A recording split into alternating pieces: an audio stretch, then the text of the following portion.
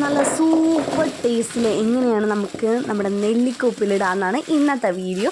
വളരെ സിമ്പിളാണ്, അതേപോലെ തന്നെ ഗംഭീര ടേസ്റ്റാണ് കേട്ടോ. അപാര രുചിയാണ്, ഒന്നും പറയാനില്ല.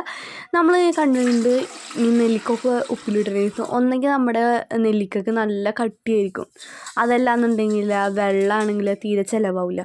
പക്ഷേ ഈ ഒരു രീതിക്ക് ഉപ്പിലിടുകയാണെന്നുണ്ടെങ്കിൽ വെള്ളവും ചിലവാകും, നമ്മുടെ നെല്ലിക്കയാണെങ്കിൽ നല്ല സോഫ്റ്റാണ്, നല്ല ജ്യൂസിയാണ്, ഒപ്പം തന്നെ നല്ല എരിവും എല്ലാം ചേർന്നിട്ടുള്ളൊരു കിണ്ണം കാച്ചി സാധനം തന്നെയാണ്.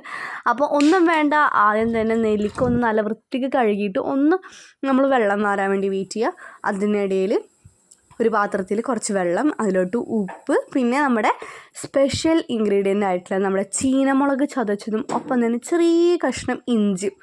സൂപ്പർ ടേസ്റ്റാണ് കേട്ടോ ഗായ്സ് നമ്മൾ ഈ വെള്ളത്തിന് കൊടുക്കുക. അങ്ങനെ ചേർക്കുമ്പോൾ അതും ചേർത്തുണ്ട്, പിന്നെ കുറച്ച് വിനാഗിരിയും കൂടി ചേർത്ത് നല്ല രീതിക്കൊന്ന് തിളപ്പിച്ചെടുക്കുക.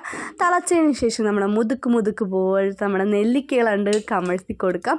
ഇതിലിപ്പോൾ മുതുക്കുണ്ട്, നല്ല ചികിടാമണികളും എല്ലാതും ഉണ്ട്. എല്ലാതും ചേർത്തിട്ട് നല്ല രീതിക്ക് ഇതൊക്കെ ഒന്ന് മിക്സ് ആക്കിയിട്ട് ഒന്നിടെ തിളച്ചതിന് ഓഫാക്കാം.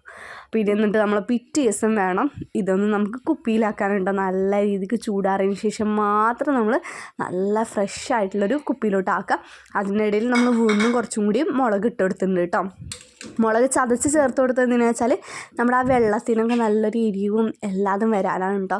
അപ്പോൾ അതാ സിമ്പിളാണ്, നല്ല ടേസ്റ്റിയാണ്, അടിപൊളിയാണ്. പനി പിടിച്ചിരിക്കുന്നതൊക്കെ ഈ ഒരു നെല്ലിക്ക കൂട്ടി കഞ്ഞി കുടിച്ചാൽ ഇതിൻ്റെ സാറേ ഒന്നും പറയാനില്ല. അപ്പോൾ നമുക്ക് നെക്സ്റ്റ് വീഡിയോ ആയിട്ട് കാണാം.